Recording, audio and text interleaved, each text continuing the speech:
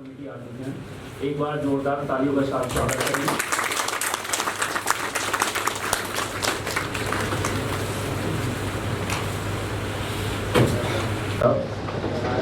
Shri R S. Goswami member environment committee आ चुके हैं। श्री राकेश रावत साहब मेंबर इन्वायरमेंट कमेटी आ चुके हैं। एक बार जोरदार तालियों के साथ स्वागत करेंगे।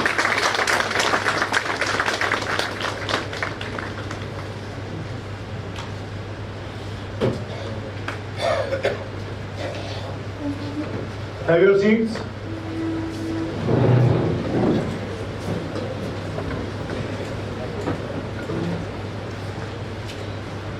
बार काउंसिल के इस प्रांगण में आप सभी का स्वागत है। Let me introduce the enrollment committee. By virtue of seniority, Shri Om Prakash Rai ji is the chairman of the committee. और मैं गोस्वामी साहब और एम के राठी साहब से रिक्वेस्ट करूंगा। Now I will request Mr. Goswami to felicitate Mr. M K Rathi. Now I will request the chairman to felicitate Shri R.S. Goswami साहब.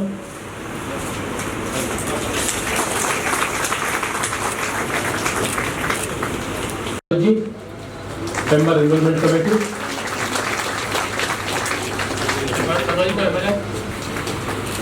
और चेयरमैन साहब हमारे जो ऑफिस के सुपरिटेंडेंट हैं विनोद कुमार जी।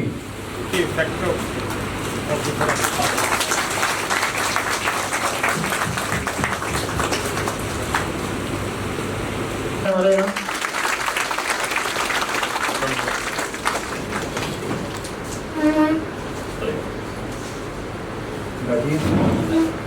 और हमारे डीसी के मेंबर भी हैं, डिस्ट्रिक्ट कमेटी के डीसी खजाना साहब।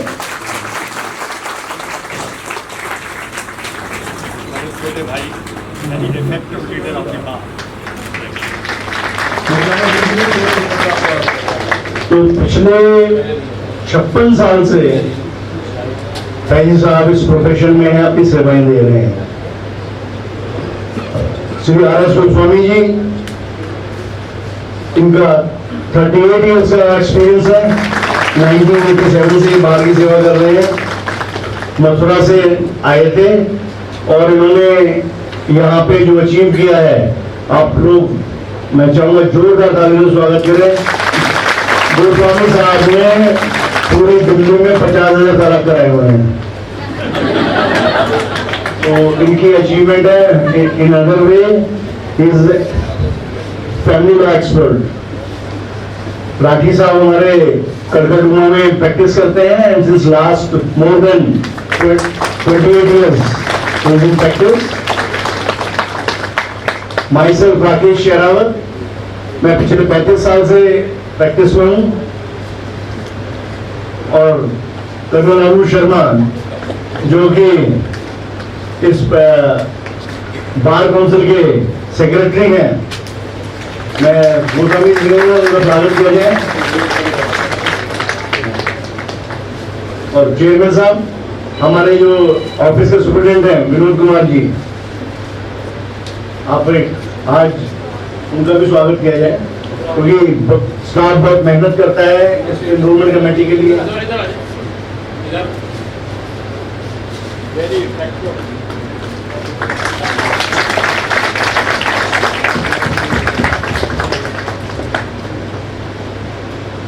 तो दोस्तों आज एक बहुत ही लकी डे है आप लोगों के लिए। पहली बात तो 2 दिन बाद इंडिपेंडेंस डे आने वाला है। आप सबको स्वतंत्रता दिवस की बहुत बहुत शुभकामनाएं। वकील की लाइफ में फ्रीडम की इंपॉर्टेंस क्या है वो जानता है, क्योंकि आप किसी भी मूवमेंट को देख लीजिए, एडवोकेट है जो फ्रीडम के लिए लड़ता है।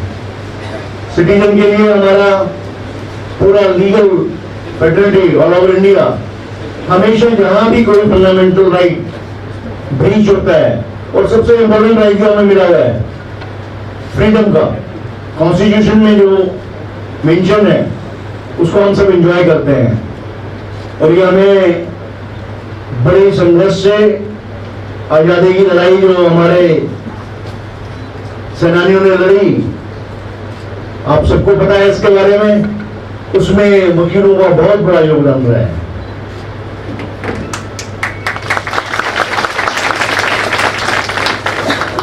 मैं चाहूंगा कि आज के इस एनरोलमेंट प्रोसेस को शुरुआत की जाए।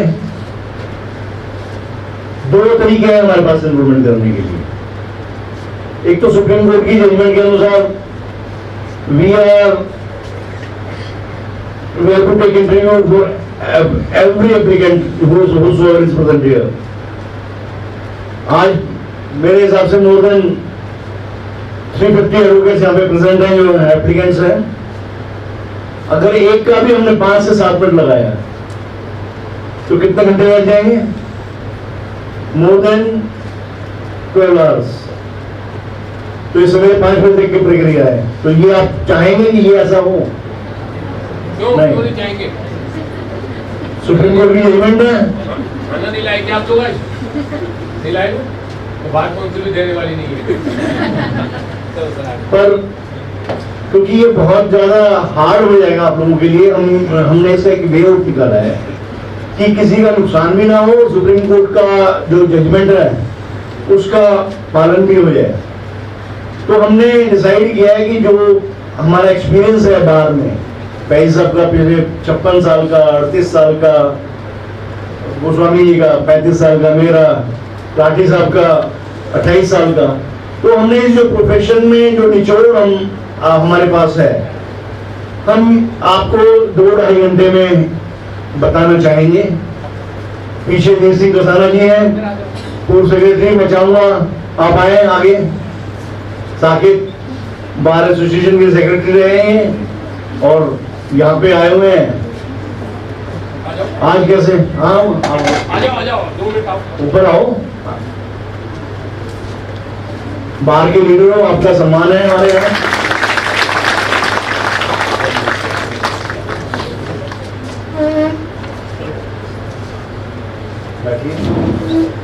और हमारे डीसी के मेंबर भी हैं, डिस्ट्रिक्ट कमेटी के डीसी के साथ।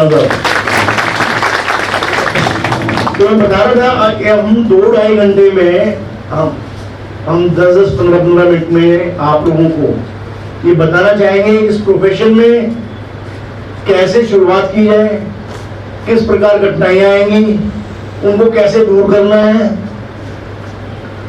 नहीं तो कठिनाइयों को लेकर कुछ घबरा जाते हैं, प्रोफेशन छोड़ जाते हैं। ये रॉयल प्रोफेशन है। Sky is the limit as far as work is concerned, money is concerned. पर उसके लिए पेशेंस चाहिए। तो इसीलिए हमने डिसाइड किया है कि आप लोगों को हम 1.5-2 घंटे में जो इस प्रोफेशन का निचोड़ हम जान पाए हैं पिछले इतने सालों में, आपको बताया जाए। तो ये ठीक रहेगा या पहले वाला? ये वाला। तो आप ध्यान से सुनेंगे इस बात को, ठीक है? मैं रिक्वेस्ट करूंगा पहले वीर सिंह जी आप आए और पहले सम्मान इनका हो जाए। केवल साहब, भाई साहब,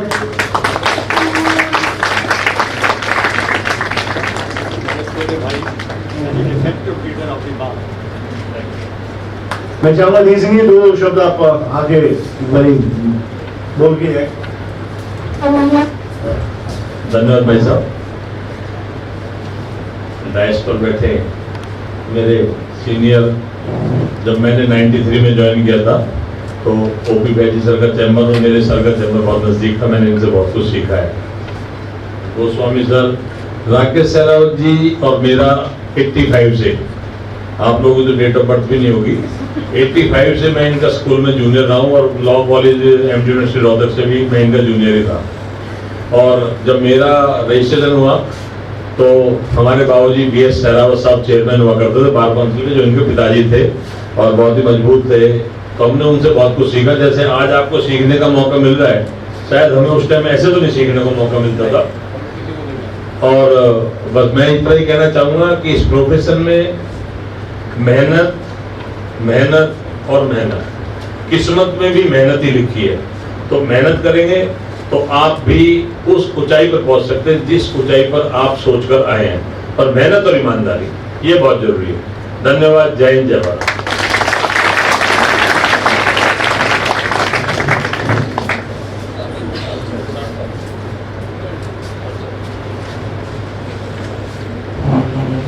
इसी कड़ी में मैं आगे रिक्वेस्ट करूंगा एन.के. राठी साहब, जो कड़कड़डूमा के सीनियर मोस्ट एडवोकेट हैं। इन्होंने जो ट्रायल कोर्ट से इस 28 सालों में अनुभव प्राप्त किया है वो आपसे साझा करेंगे। और बड़े ध्यान से सुनना, क्योंकि वकील का जो नींव है वो ट्रायल कोर्ट से ही रखी जाती है।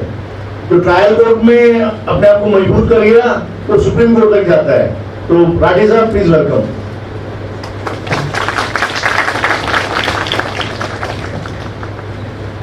मंच पर बैठे मेरे सभी सीनियर्स, मैं आपका दिल से आभार व्यक्त करता हूं कि आज मुझे आपने इस मौके पर मुझे अवसर दिया।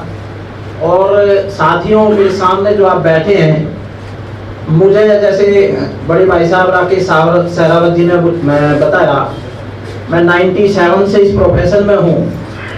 लेकिन शायद ही कोई दिन ऐसा हुआ हो जब मैं 9 बजे अपने चैम्बर ना पहुंचा हूं।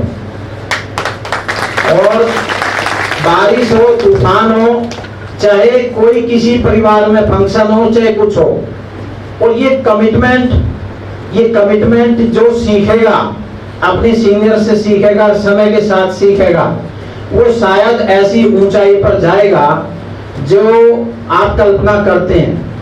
मैं अभी देख रहा हूँ कितने नए एनरोलमेंट, मुझे बड़ा अच्छा लगा कि इस फील्ड में नए नए यूथ आ रहे हैं। और पहले आज से 8 साल 10 साल पहले आप कल्पना कीजिए कि जितने बीटेक के कॉलेज होते थे, वे सभी बीटेक के कॉलेज बंद हो चुके हैं। और आज सभी में, ऑलमोस्ट सभी में एलएलबी की क्लासेस चल रही हैं और एलएलबी होके यूथ निकल रहे हैं। उसका एक बहुत बड़ा कारण है। उसका कारण एक ये है कि इस प्रोफेशन के ब्लैक कोट में जो चमक है, वो चमक देश और विदेशों में दूर तक है। और ये चमक ही आपको यहाँ लाई है, ये चमक ही मुझे यहाँ लाई थी, ये चमक ही जो दूसरी पीढ़ी के लोग बैठे हैं इनको भी यहाँ यही चमक लाई थी। लेकिन मैं एक बात आपको बताना चाहता हूँ। इस प्रोफेशन में अगर आपको लंबी रेस लगानी है तो शॉर्टकट छोड़ने होंगे। शॉर्टकट आप छोड़ोगे तभी आप लंबी रेस लगा पाओगे। और आज जितने सभी ये सदस्य बैठे हैं, जितने अभी यंग जनरेशन बैठी है, अगर कोई आप में, देखो ये बहुत कटु सत्य में बताऊंगा, अगर कोई आप में ये उम्मीद कर रहा हो कि पहले 5 साल में मैं यहाँ से बहुत मोटी अर्निंग कमा के जाऊंगा, तो वो मन में ये मैल न रखे। ये बात बिल्कुल भी आपको पक्की मन में बांध के रखनी है कि आपको यहाँ पहले 5 साल सिर्फ और सिर्फ मेहनत ही मिलेगी, मेहनत करनी पड़ेगी। और आप अगर अर्निंग की उम्मीद कर लाए हो तो हताशा मिलेगी। इसलिए मैं उम्मीद करता हूं कि आप सिर्फ और सिर्फ मेहनत मन में रखें और अर्निंग बिल्कुल भी मन में मत रखें। अगर मेहनत करके बावजूद आपको कुछ अर्निंग मिल गई तो वेल एंड गुड, आपको बहुत अच्छा लगेगा। लेकिन अगर आपने अर्निंग मन में रख ली और मेहनत ही मेहनत मिली तो फिर आपका दिल टूटेगा और फिर दिक्कत होगी। इसलिए मजबूत हो जाओ कि आपको सिर्फ और सिर्फ मेहनत करनी है। और अपने जिस सीनियर्स के साथ आप अटैच हैं, मैं चाहूंगा कि आप ट्रायल की तरफ, एविडेंस की तरफ बहुत अच्छे से दिल लगा के हर विटनेस को आप ये देखें कि विटनेस कहाँ खड़ा है, विटनेस का क्या रोल है, इस केस में, पर्टिकुलर केस में हम अपना डिफेंस या हम अपना अटैक क्या करने वाले हैं और हम उस विटनेस से क्या क्या निकलवा सकते हैं। क्योंकि वो विटनेस आपको, अगर आप क्रॉस एग्जामिनेशन कर रहे हैं तो क्रॉस एग्जामिनेशन दुधारी तलवार है और वो आपके पैरों पर भी ऐसी लग सकती है कि आपका केस बिल्कुल खराब हो जाए। इसलिए बहुत अच्छे से एक एक विटनेस को, एक एक उसको डीप नॉलेज आप लोगे तभी आप उस केस को आगे जीत पाओगे। अदरवाइज आपके जैसे और आपके सीनियर्स के जैसे, मैं भी कहता हूं मेरे जैसे इस प्रोफेशन में बहुत हैं।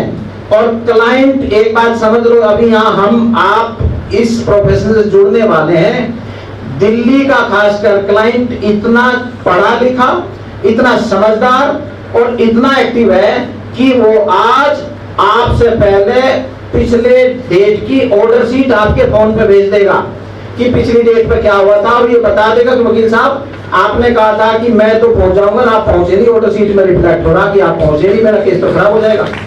तो इसलिए मन रखो, और उस क्लाइंट से अगर आपने साबित कर दिया उसके मन में कि आप होशियार हैं, तभी वो क्लाइंट आपके पास रुक पाएगा, अदरवाइज वो क्लाइंट आपके पास नहीं रुक पाएगा। प्रोफेशन की बहुत सी बारीकियां हैं और बहुत सारी पेचीदगियां हैं, बहुत संघर्ष हैं, तो उन संघर्षों के लिए आप तैयार हो जाओ। मैं दिल से आप सभी लोगों का इस प्रोफेशन में, इस नोबल प्रोफेशन में स्वागत करता हूं। बहुत बहुत धन्यवाद।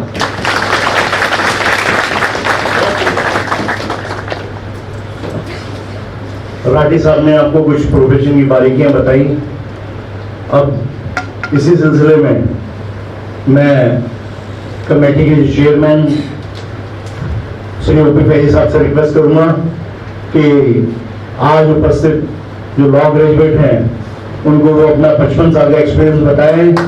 और दोस्तों, फैजी साहब का जो एक्सपीरियंस बहुत बहुमूल्य है, आप बड़ा ध्यान लगा के सुनना, क्योंकि 55 से इन्होंने वो दौर देखा है जब एडवोकेट, चुनिंदा एडवोकेट होते थे, और आज सर आपके जब इनरोलमेंट नंबर कितना है सर?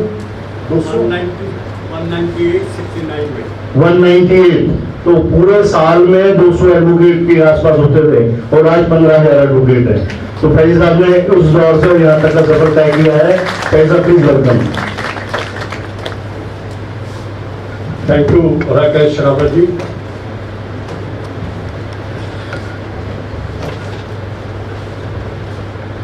दीप Singh Kasana ji, former secretary second bar association, बड़े वाइब्रेंट लीडर है बाहर के यंग, मैं इनका स्वागत करता हूं और धन्यवाद करता हूं टाइम निकाल के आने का।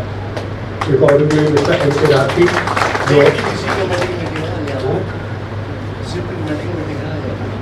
वो भी एक ड्यूटी है, बहुत अच्छी ड्यूटी है वो। डिस्प्लिनरी कमेटी अभी जो होएगा, ये कमेटी क्या होती है आपको इसका भी ज्ञान हो जाएगा। मेरे अनुज बहनों और भाइयों, आपका बार काउंसिल के प्रांगण में स्वागत है। बहुत अच्छा दिन हमने आपके एनरोलमेंट का आज चुना है। एक दिन छोड़ के इंडिपेंडेंस डे है। उस रमेश गुप्ता जी हमारे बीच में हैं। Sir please welcome. He is also chairman district committee, है ना? बोल रहे हैं कैसे थे? Anyway, हम तो घर के आदमी हैं।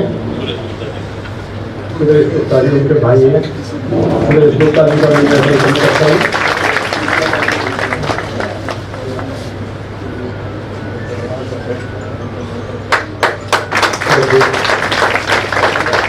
देखो हम तो घर के आदमी हैं। रमेश गुप्ता जी का मैं स्वागत करता हूँ।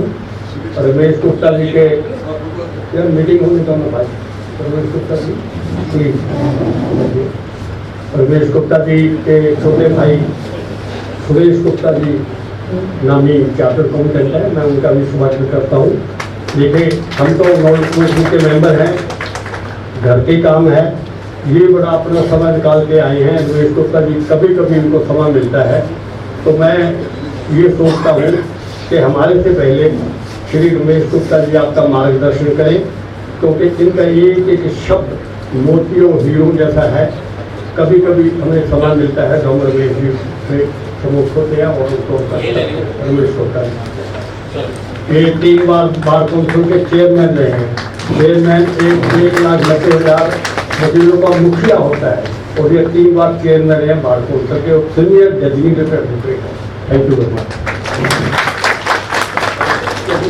मेरे बड़े भाई फैजी साहब और मेरे साथी जो मंच पर हैं, मैं इसलिए पोडियम पर जाकर खड़ा होकर भाषण नहीं देना चाहता कि तब मैं कैसा लगता भाषण दे रहा हूँ, यहाँ ऐसा लगता है मैं बातचीत कर रहा हूँ। तो आप सभी अभी तक तो बच्चे हो, थोड़ी देर बाद बड़े हो जाओगे, तो सभी बच्चों को मेरी तरफ से बहुत बहुत मुबारक हो, आशीर्वाद और कंग्रेचुलेशन। आज का दिन जो ये आपको मिला है या अभी की जो मोमेंट है, ये आपके मेहनत 12+5 या 12+3+3 पर कितना 12 और 3 15 या 16 साल की मेहनत के बाद आज आपको ये दिन देखने को मिला। और अभी आपको हमारे गोस्वामी साहब, सरावत साहब और दिल सिंह जी एक बैंड बनाएंगे। वो बैंड कितना हल्का है, देखा होगा ना, थोड़ा सा है, क्या बोलते हैं, तो उसमें वही तो है। और मैंने पहले भी कहा, आज फिर कह रहा हूँ, वो पहनते ही बहुत भारी हो जाएगा। आप लोग फिर एडवोकेट बन जाओगे, तो बच्चों से बड़े हो जाओगे, पर वो उसका भार संभालना होता है आपको, वो आपकी जिम्मेवारी हो जाती है। ये बात आपको ध्यान रखनी होगी। और आप जैसे अभी भाई साहब बोल रहे थे, इत्तेफाक से आपका जो एनरोलमेंट है 15 अगस्त से पहले, तो जिंदगी भर वैसे भी याद रहेगा, ठीक है कि नहीं। एक सेइंग है कि एक मैंने कभी नावल पढ़ा था, उसमें लिखा था, समर्पण उन नन्हे क्षणों को जो अपनी परिधि में युगों को समेट लेते हैं।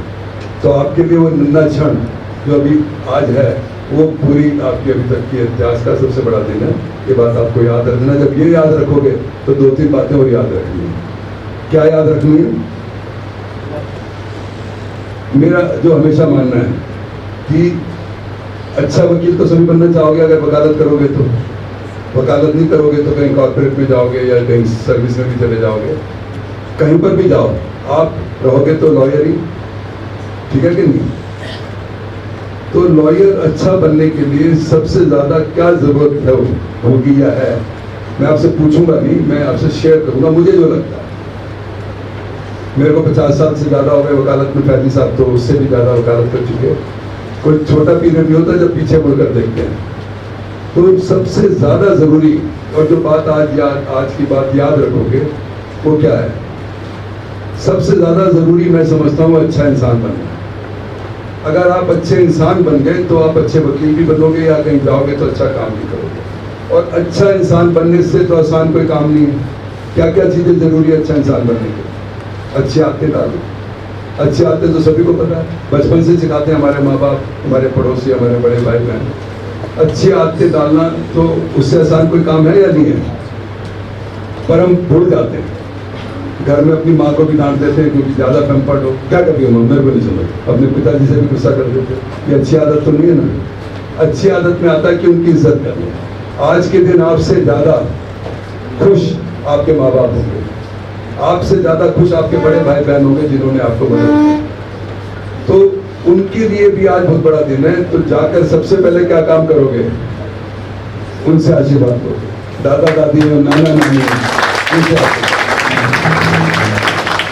फिर जो आपके गुरु जो सबसे अच्छे रहे थे उनको चाहे फोन में से उनसे आशीर्वाद लो। और उसके बाद जिस भी अपने ईश को याद करते हैं, मंदिर में जाना, गुरुद्वारे में जाना, मस्जिद में जाना, वो कर, ठीक है।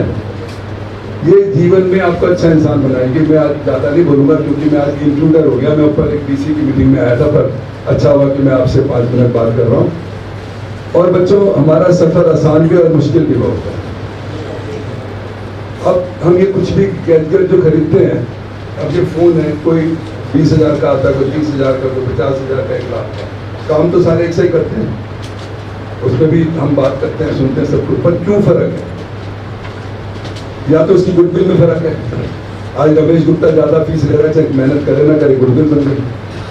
तो गुडविल बनाना एक दिन का तो काम नहीं ना, गुडविल बनाने में बड़ी मेहनत करनी पड़ेगी। उसके साथ साथ इनमें ज़्यादा फैसिलिटीज़ हैं, they are more equipped than other cheaper phone. तो देयरफॉर आपकी ये जिम्मेवारी रहेगी कि अपने आप को ज़्यादा इक्विप्ड करो। ज़्यादा इक्विप्ड कैसे हो सकते हो? अच्छी आदतों से।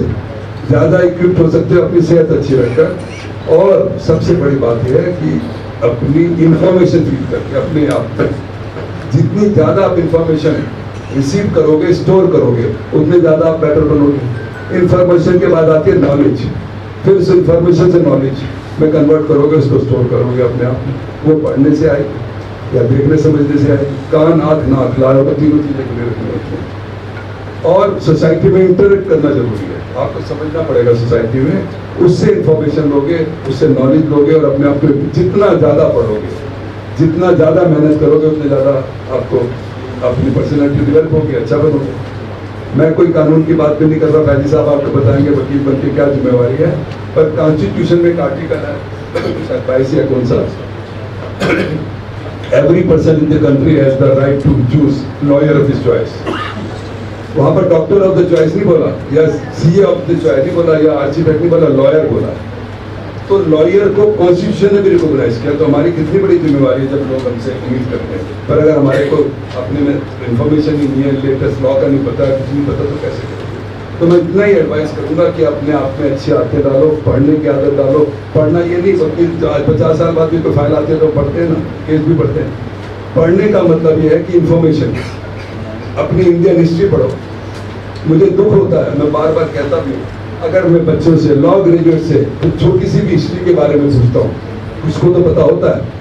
अगर मैं पूछता हूँ कि पहला इलेक्शन कमिश्नर ऑफ इंडिया कौन था जिसने सबसे टफ काम किया, क्या कोई फैसिलिटी नहीं थी पूरे हिंदुस्तान में, शुरू से लेकर आखिर तक उसने इलेक्शन कराया 1952 में पूरे देश के अंदर, और कैसे उसने किया, नाम अगर हम पूछते तो सॉरी कर देते हैं बहुत से लोग। अगर मैं कहता हूँ महात्मा गांधी 15 अगस्त को जिस दिन देश आजाद हुआ उस दिन वो कहाँ थे, बोल कहते लाल किले।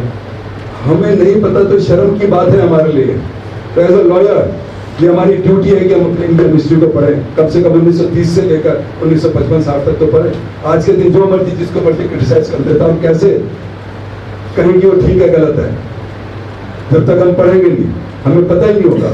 तो मेरी आपसे रिक्वेस्ट है कि पढ़ने की आदत डालो, इंडियन हिस्ट्री डालो, रिलीजन पढ़ो, और जो पढ़ना चाहो वो पढ़ो। पर हर टाइम फोन पे लगे रहो, हर टाइम फोन पे रहो, और क्या हाल है, चिल करना है, शाम को क्या करना है, चिल करना। अरे ऐसी कम तैसी चिल की, बहुत हो गया चिल कि क्या चिल करना होता है। जब देखो कोई काम नहीं होता, अच्छा यार शाम को मिलते हैं, कनॉट प्लेस में मिल गया, भाग के सड़क क्रॉस कर लेते, कहते अब क्या करना, अरे तूने सड़क तो भाग के क्रॉस कर ली जैसे बड़ी जल्दी में। हमें समझना होगा ये बात, अगर अच्छा लॉयर बनना है, अच्छा इंसान बनना है, कि अपना टाइम टेबल बनाओगे और ये सोचोगे क्या करना है, अच्छी आदतों के साथ अच्छी हैबिट्स भी डालोगे। अच्छी हैबिट में लड़कों को खासकर बता रहा हूँ, खाना बनाना सीख लो, अगर अपनी बीवी के साथ अच्छी तरह रहना है, वो नहीं बनाएगी। और वो क्यों बनाए, वो बनाए भी क्यों, आप दोनों बराबर के हो। एक छोटी सी शेर है 2 लाइन का, कहता स्त्रियां काम से लौटकर भी काम पर ही लौटती हैं, वो बेचारी काम से आने के बाद भी घर में काम में रहती है। बेटा कहेगा माँ ये दे दे, ये दे दे, माँ ने भी पैम्पर किया होता है, कपड़ा भी वो सो के उठता है तो उसकी ठीक तरह वो नहीं करता, पैंट भी उसकी सीधी करके काम की। तो लड़के का अब मेरा बीवी का ये है कि बराबर का होगा, वो भी तो थकी आएगी शाम को। आप अच्छी जिंदगी गुजारनी है तो खाना बनाना सीख लो, मैंने तो सीखा हुआ इसलिए मैं कुछ भी हूँ, और उससे आसान भी कोई काम नहीं। आजकल तो यूट्यूब तो बड़ा आसान है, 2-4 बार ठीक नहीं बनेगा बनेगा। और लड़कियों से भी कहता हूँ कोई गर्व की बात नहीं है जब कहोगे चाय तो बना लेती हूँ, अरे व्हाट इज दिस, ये कोई बहुत प्राउड की बात नहीं है। सबको काम आना चाहिए, सीखना चाहिए, और बहुत टाइम होता है। आप कभी देखोगे 7 दिन में कि अगर आपके 24 घंटे से गुना करो तो आपने 5 घंटे भी कोई ऐसा काम नहीं किया कि जिसको आप ऐड कर सको अपनी जिंदगी में या जिसको याद कर सको। ये छोटी छोटी बातें, बस इतनी बात कहूँगा क्योंकि जब ये गोस्वामी साहब तो बहुत अच्छा भाषण देते हैं, मेरे को भाषण देना तो नहीं आता, पर फिर मन की बात करने की बात करता हूँ।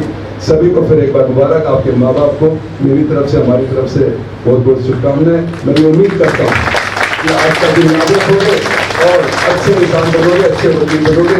इसी बात से मैं अपनी बात समाप्त करता हूँ। Thank you. जोरदार तालियों को देखिए।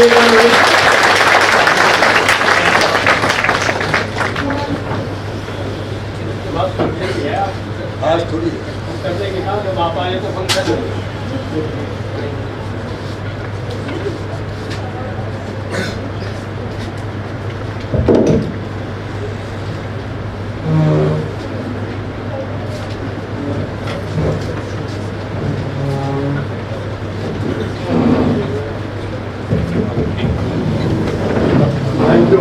यू। थैंक यू भीम साहब, रमेश गुप्ता जी थैंक यू। बहुत अच्छा लगा आप लोगों को, बहुत अच्छी बात Ramesh Gupta ji senior education law को बता दें। तो साथियों, मैं यहाँ से शुरू कर रहा था, ये आपके लिए बहुत एक अपने डे है। आपके enrolment followed by independence day, then followed by Janmashtami, जो हमारे धर्म का सबसे बड़ा त्योहार है। तो ये आज का दिन आपके एनरोलमेंट होगी। आपको तो 3 फंक्शन होंगे। शाम को आप अपने एनरोलमेंट का फंक्शन करेंगे, परसों 15 अगस्त का फंक्शन होगा और उसके बाद जन्माष्टमी का होगा। ये आपके लिए बहुत बहुत शुभकामनाएं हैं। मैं अपने आप को बहुत सौभाग्यशाली समझता हूँ आपने मुझे इस एज में, इस उम्र में आप लोगों से इंटरेक्शन करने का मौका मिला। उससे ज़्यादा मुझे खुशी है जो मेरे साथी हैं एनरोलमेंट के, जो बहुत वाइब्रेंट, एक्टिव और इंटेलिजेंट है। इसकी वजह से जो एनरोलमेंट कमेटी चल रही है और अच्छी चल रही है। एनरोलमेंट कमेटी बहुत कंसर्न है आपके फ्यूचर से।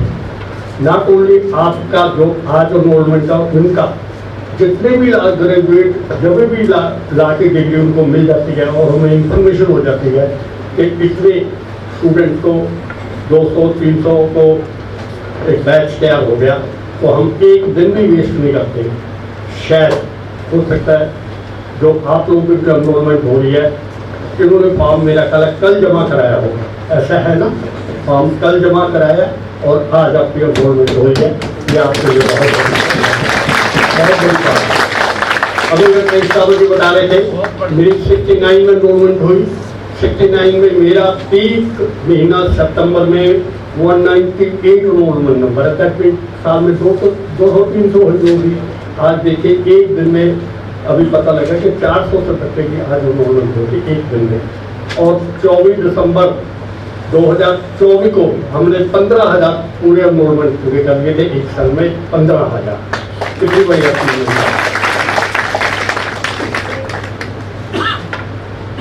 8 अप्रैल को हमारी एक मीटिंग हुई थी। हमारे पास जगह नहीं थी, हमने सामने वाली बिल्डिंग में करी थी। Honourable chief minister Rekha Gupta ji आई थी। उस दिन भी हमने 1400 एनरोलमेंट करी एक दिन में, 1 घंटे में। 1600 मतलब 1400 आए हुए थे, 211,000 थे, 1600 एनरोलमेंट हुई थी। कितना बड़ी अचीवमेंट है साथियों। जो ये एनरोलमेंट का प्रोसेस है ना, ये एक स्टैट्यूटरी है, एडवोकेट एक्ट 1961 के तहत है। और जो हम कर रहे हैं और जो आपकी ये एनरोलमेंट हो, ये आपका राइट है। जो हम कर रहे हैं ये हमारी एक हम्बल ड्यूटी है। हम इलेक्ट होके आए हैं, फिर यहाँ कमेटी में आए, तो हम अपनी ड्यूटी डिस्चार्ज कर रहे हैं। जो एनरोलमेंट हो रही है एडवोकेट एक्ट, मैं इनको सेक्शन आपको पढ़ के सुनाऊंगा। जो आपको पढ़े होने चाहिए थे, नहीं पढ़े तो आज आपका ज्ञान हो जाएगा। सेक्शन 29 में आपकी एनरोलमेंट हो रही है। Section 29 of the Indian advocate act 1961। उससे पहले देवर सो मेनी वेरियस एक्ट। उससे पहले प्लीडर होते थे, वो मुख्तार होते थे, जो केस लड़ते थे। और इसको यूनिफाइड किया और यूनिटी एक एक्ट बना 1961 में, एडवोकेट एक्ट। उसमें ये एनरोलमेंट हो रही है आपकी। Subject to the provisions of this act, any rules made thereunder, there shall be only one class of person entitled to practice profession of law, namely advocates. अभी जैसे रमेश गुप्ता जी बताया था, तो सिर्फ एडवोकेट ही प्रैक्टिस कर सकते हैं लॉ की। तो ये this act gives you monopoly to practise law in the court. किसी की भी वकालत करने के लिए कोई चार्टर्ड अकाउंटेंट या इंजीनियर नहीं कर सकता, उन्हें एडवोकेट कर सकते हैं। Next section is also very important, that is section 30. Section 30 says, subject to the provisions of this act, every advocate whose name is entered in the state roll.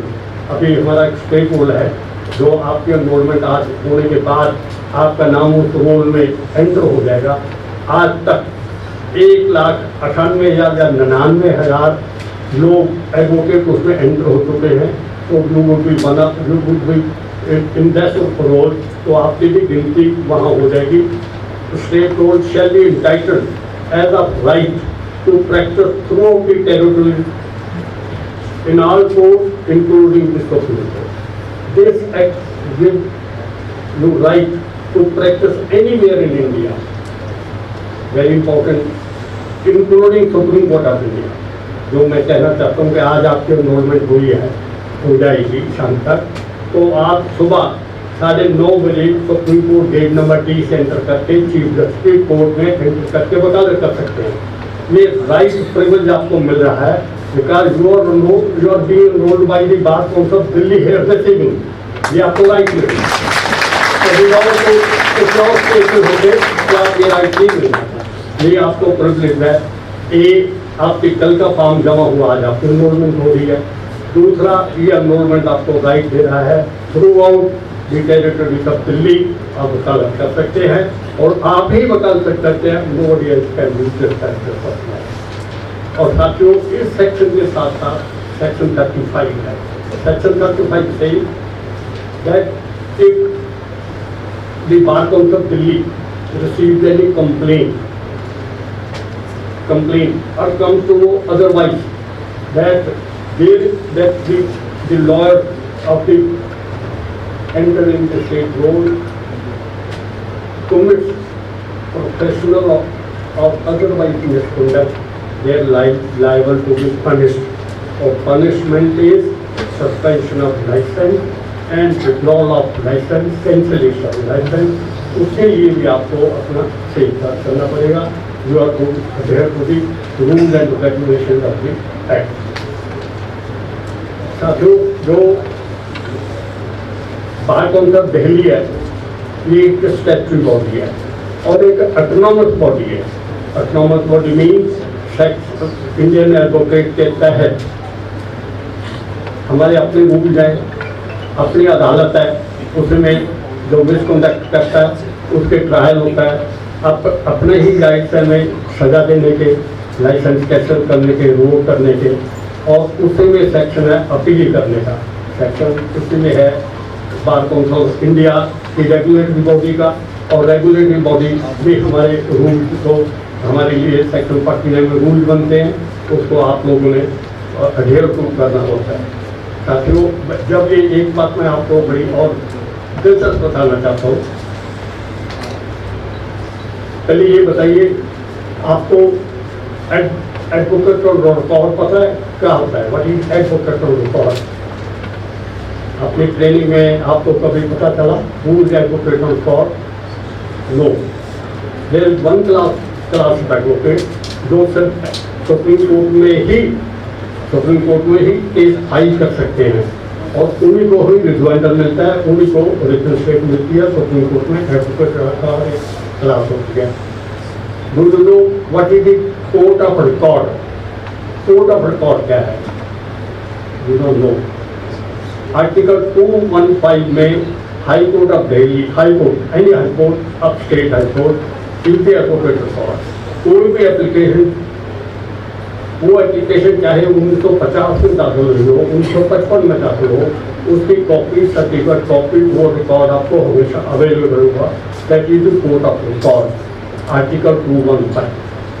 एक दिलचस्प बात ये है, जब आप ये सोच रहे थे कि हम अब हमारी एनरोलमेंट हो जाएगी और एनरोलमेंट के बाद हम जुडिशरी में जाएंगे, जज बन जाएंगे और हमें एक औहदा मिल जाएगा, तो एक सडनली सुप्रीम कोर्ट की डायरेक्शन आ गई कि 3 साल की वकालत होना जरूरी है। आपको थोड़ा बहुत अजीब सा लगा, पर मेरा ये कहना है कि ऐसी कोई बात नहीं है। 3 साल तो आपको मिल गए, पर जुडिशरी में जाने के लिए there so many venues. Judiciary में जाने के लिए सबसे पहले लोएस्ट कैडर है डीजेएस, डीजेएस के बाद higher judicial service ADJ direct लगता है। उसके बाद हाई कोर्ट में अच्छी वकालत हो, हाई कोर्ट में भी डायरेक्ट हाई कोर्ट जज लगता है, जो हाई कोर्ट में वकालत करते हैं। और उसके बाद लास्ट में देखिए 3 चीजें, लक, अपॉर्चुनिटी और मेहनत, अगर तीनों का संगम हो जाए तो डायरेक्ट सुप्रीम कोर्ट के जो वकील हैं वो भी डायरेक्ट सुप्रीम कोर्ट में जज अपॉइंट होते हैं। फॉर इंस्टांस एक छोटी कोर्ट का जज 1940 में जो जज लगा था RS सरकारिया, वो सुप्रीम कोर्ट तक पहुंचा, उसने मेहनत करी, उसको अपॉर्चुनिटी मिली। HR खन्ना बहुत अच्छे जज थे, वकील थे, वो डायरेक्ट ADJ लगे, डायरेक्ट ADJ एडिशनल डिस्ट्रिक्ट जज सेशन जज, वो सुप्रीम कोर्ट पहुंचे, and he created a history. उनका तो बड़ा अजीब किस्म की हिस्ट्री उन्होंने क्रिएट करी, मतलब गवर्नमेंट से स्टेट से उनका टकराव था। देन हाई कोर्ट में जो की प्रैक्टिस करते थे उनमें जज लगे। हमारी दिल्ली हाई कोर्ट से 4 या 5 जज सुप्रीम कोर्ट में पहुंचे, जिनमें 3 तो चीफ जस्टिस बने। संजीव खन्ना जी भी रिसेंट रिजाइन हुए। YK सब्बरवाल जो यहाँ के BJP के मेंबर भी थे, बार काउंसिल ऑफ इंडिया के मेंबर थे, वो चीफ जस्टिस रिटायर हुए। Then DP Wadhwa supreme court में हुए। Then DP Wadhwa, DN Kirpal वो भी हाई कोर्ट के वकील थे, सुप्रीम कोर्ट में चीफ जस्टिस रिटायर हुए। अगर हाई कोर्ट सुप्रीम कोर्ट में जो वकालत करते जज बने, 8 वकील जो सुप्रीम कोर्ट में वकालत करते थे वो सुप्रीम कोर्ट के जज अपॉइंट हुए। एक उनमें से एक इंदु मल्होत्रा लेडी एडवोकेट भी थी, और एक लॉयर जो डायरेक्ट सुप्रीम कोर्ट जज बने वो चीफ जस्टिस रिटायर हुए। और लकीली हमारे गोस्वामी साहब ने उनके साथ भी काम किया, जूजू लदर, ये बड़े गर्व की बात है। 8 lawyer, 8 advocate practicing in Supreme Court were directly appointed as Supreme Court judges। ये एक आपको मैं बताना चाहता हूँ, कोई डिसअपॉइंटमेंट नहीं कि 3 साल की वकालत होनी चाहिए, तो मेहनत होनी चाहिए, लक होना चाहिए, अपॉर्चुनिटी मिलती चाहिए, वेन्यू तो आप आगे मिलते रहते हैं। आपका यहाँ ये बार काउंसिल में होना एक और बड़ी गर्व की बात है। जो BCP की जो प्रॉक्सिमिटी है वो स्टेट के साथ है। कैसे? जो हमारा चेयरमैन है Shri Surya Prakash Khatri ji, chairman of this bar council, वो दिल्ली असेंबली के मेंबर है, MLA हैं तिमारपुर से। रेखा गुप्ता जी जो चीफ मिनिस्टर है, उनसे बड़ी अच्छी प्रॉक्सिमिटी है। जो बार काउंसिल इंडिया के चेयरमैन हैं श्री मनन मिश्रा, वो राज्यसभा के MP हैं, उनकी प्राइम मिनिस्टर श्री नरेंद्र मोदी से बड़ी अच्छी पोजीशन है। तो हमारे जितने भी वेलफेयर है वो नहीं रुक सकते, क्योंकि हमारी प्रॉक्सिमिटी स्टेट, दिल्ली स्टेट से है, सेंट्रल गवर्नमेंट से है। ये हमारी गर्व की बात है। 3 काम श्रावणी बतों में होगा, 3 काम आपने बड़े इंपॉर्टेंट करने हैं। 3 काम बड़े इंपॉर्टेंट करने हैं। एक एसोसिएशन का मेंबर बनना है, वो इसलिए जरूरी है क्योंकि एडवोकेट्स वेलफेयर का मेंबर बनने के लिए एसोसिएशन का मेंबर बनना जरूरी है। अब मैंने तो आपको कह दिया कि आपने एक एसोसिएशन का मेंबर बनना है, पर उसमें दिल्ली में बहुत सारी एसोसिएशन है। अगर अच्छी एसोसिएशन में सुप्रीम कोर्ट में या हाई कोर्ट में जाएंगे, वो आपको फॉर्म दे देंगे, उसमें 10 दस्तखत कराने होते हैं, जो वकील आपको सर्टिफाई करे। आपके लिए ये बड़ी डिफिकल्टी होगी, आपके लोग कोई ऐसा वाकफ नहीं होगा जो 10 कर दे। उसके लिए मैं गर्व से करता हूँ, हम आपकी जिम्मेवारी लेते हैं। वो फॉर्म लेके वो अपनी फोटो लगा के मुझे दे दें, शरावत जी दे को, गोस्वामी दे दें। ये हमारी जिम्मेवारी है कि आपकी जिस एसोसिएशन को आप चाहते हैं उसका मेंबर बना देना, ये हमारी जिम्मेवारी है। ये काम करने के लिए मैं आपको 3 नंबर लिखा देता हूँ, 3 टेलीफोन नंबर आप नोट कर दीजिए।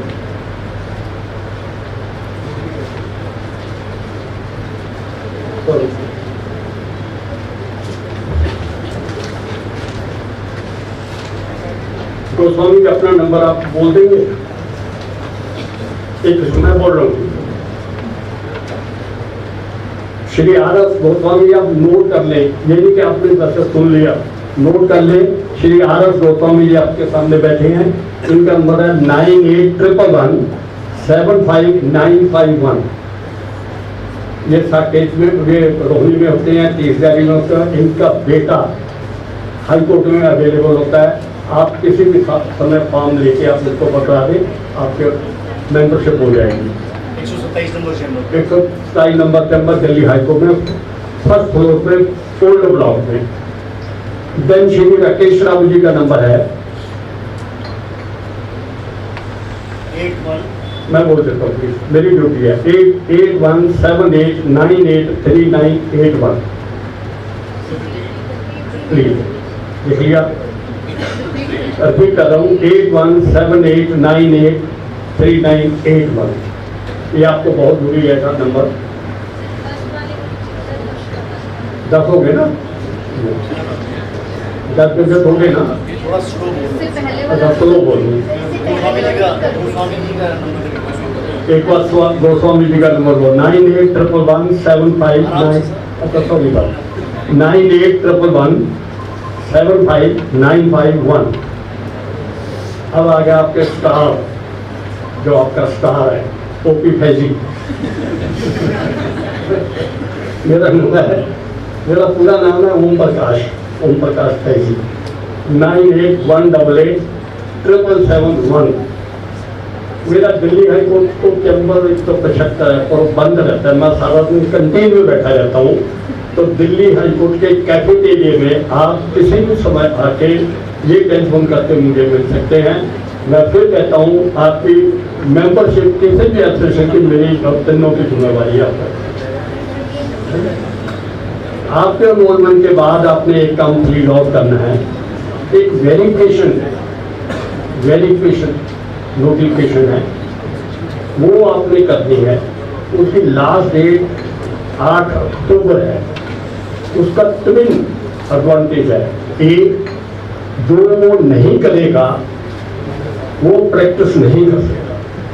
जो वेरिफिकेशन नहीं करेगा, वेरिफिकेशन का मतलब आपने अपने सर्टिफिकेट, ये एनरोलमेंट नंबर, EI वगैरह, EI का जो पास कर लेंगे, और 10th से लेके लॉ के लास्ट तक 4 या 5 सर्टिफिकेट अपलोड करना और कुछ नहीं करना। हमारे लिए तो उसमें और कुछ भी है, हमने अपीयरेंस देनी है, कोर्ट का नाम देना है, एसोसिएशन का नाम देना है, नहीं। आपके लिए फ्रेश चाहिए, सिर्फ आपने वो अपलोड करने अपने सर्टिफिकेट। 8 अक्टूबर लास्ट डेट है, वो नहीं करेंगे आप प्रैक्टिस नहीं कर सकेंगे। और उसके अलावा जो हमारे आने वाले इलेक्शन हैं किसी भी समय हो सकते हैं, क्योंकि हमारे 7-8 साल पूरे हो चुके हैं। आपको वोटिंग राइट भी मिलेगा अगर आप वेरिफिकेशन करेंगे। अगर आप वेरिफिकेशन नहीं करेंगे तो आपको वोटिंग राइट नहीं मिलेगा। तो आपको ये चॉइस नहीं मिलेगी कि आपने किसको इलेक्ट करना है, कौन अच्छा काम कर रहा है, किसने काम नहीं किया, ये चॉइस आपको नहीं मिलेगी। तो ये और कोई कुछ करे ना करें, आप वेरिफिकेशन ये आपने जरूर करनी है, ये आपकी ड्यूटी है, ये करने के लिए। तो उसके लिए मैंने आपको 3 नंबर बता दिए। आपने एडवोकेट्स वेलफेयर फंड का मेंबर बनना है, एक एसोसिएशन का मेंबर बनना है और वेरिफिकेशन करनी है। ये 3 काम आपके लिए बहुत इम्पोर्टेंट हैं। और जो आपकी ड्यूटीज हैं वो आपको अपने आप पता कर लेंगे। पढ़ना है, कोर्ट के लिए रिस्पेक्टफुल रहना है, यूनिफॉर्म में जाना है, ड्रेसिंग में जाना है, 2-4 ऐसी चीज़ें कभी नहीं करनी, किसी के श्योरिटी नहीं देनी, किसी के गारंटी नहीं देनी, बैंक का सर्टिफिकेट नहीं देना, किसी के लोभ लालच में नहीं आना। एक खास एग्जाम्पल बताता हूँ, आप केस कर रहे हैं, लैंडलॉर्ड टेनेंट का केस कर रहे हैं, तो एक मार्केट का जो प्रेसिडेंट है, चौधरी है, वो आपके पास आता है। वो आपके पास आके क्या कहता है कि बेटा देखो, आप तो नए बने हैं, मैं आपको बड़े केस दिला दूंगा, इसमें थोड़ा बहुत आप चुप रहिएगा, ये मकान का दुकान खाली हो जाने दो। तो वो दुकान तो खाली हो गई क्योंकि आपने थोड़ी सी लिहाज कर दी, पर उसकी नज़र में वो जो प्रेसिडेंट है या चौधरी है, उसकी नज़र में आप डर गए, आपको कभी काम नहीं देगा। लालच तो देगा, आपको काम क्यों देगा? वो कहेगा ये तो बिकाऊ आ गया, ये तो बिक जाती हैं, ये तो लिहाज कर देते हैं, ये तो अच्छा वकील नहीं है। तो you are to be stable in your duty, you are to be honest in your duty, you are to be regular in your work always. Regularity के बारे में, पंक्चुअलिटी के बारे में शराबत जी ने बताया। मैं देखिए जो भी एज में हूँ 9:30 डेली पहुँचता हूँ। और एक मैं लास्ट मीटिंग में एक एनेक्डोट भी बताया था कि वकील कभी रिटायर नहीं होता। गोस्वामी जी आपको बताएंगे MLA एक्स भी होता है, फॉर्मर भी होता है, रिटायर्ड भी होता है, वकील कभी रिटायर नहीं होता। वकील के बारे में मैं एक एग्जाम्पल बताता हूँ। किसी आदमी ने कहा कि वकील ने कहा कि देखिए जी मेरी बहुत बड़ी उम्र हो गई, आज मैं कोर्ट नहीं जाऊँगा। वो कोर्ट में नहीं गए, घर बैठ के। तो घर जब वो बैठे तो परिवार जैसे होता है, घर में 2 डॉक्टर बहुएँ हैं और घर वाली है, बच्चे हैं। तो 1-2 दिन के बाद एक डॉक्टर ला बहू कहते थे कि बहू जी ये बाबा ने जरा 7 बजे बस में जाना है, बस इसको जरा बस तक छोड़ दो। छोड़ा है। दूसरे दिन छोटी बहू कहती है और 1 बज गया, बहू जी वो दिल्ली ने आना है, उसको जरा बस से ले आओ। घर वाली कहती है देखना आजकल आम बड़े अच्छे हैं, तो आपको पहचान है, अच्छे आम भी लेते आना और दूध का पैकेट भी पकड़ देना। तो बाबू जी को बड़ा गुस्सा आया, कहते हैं जी सुनती हो, मैं वकील हूँ, मुंडे मुँह हूँ और कल से मैं कोर्ट जा रहा हूँ, जरा बैठ करो। तो वकील ही होता है। तो ये मैं आपको हर तक सुनना सकता हूँ, मैं जैसा हुआ विदा लेता हूँ और आपके भविष्य की उज्ज्वल भविष्य की शुभकामनाएं करता हूँ। Thank you very much. इस एज में और बात बताता हूँ, इस एज में मैं आता हूँ, मुझे घर वाले रोज टोकते हैं कि देखो 3 दिन पहले मीटिंग थी, आज मीटिंग होगी, तुम्हारी आपकी 83 साल की उम्र है, आप थकते नहीं हैं। बच्चों मेरा क्या जवाब होता है, बात काउंसिल का ये प्रांगण है, मेरा ये चार्जिंग स्टेशन है, यहाँ आता हूँ तो मेरा जीवन और चार्ज होता है। थैंक यू भाई साहब। आपने नंबर फीड कर लिए होंगे। अगर किसी को कोई कंफ्यूजन है तो आपके व्हाट्सएप पे ये जो आया है अपीयरेंस का, उसमें मेरे तीनों के नंबर हैं, वहाँ से देख लेना आप लोग। और अगर किसी ने को करकटुआ में हेल्प चाहिए तो NK राठी साहब का नंबर नोट कर रहे हैं, 9811263109।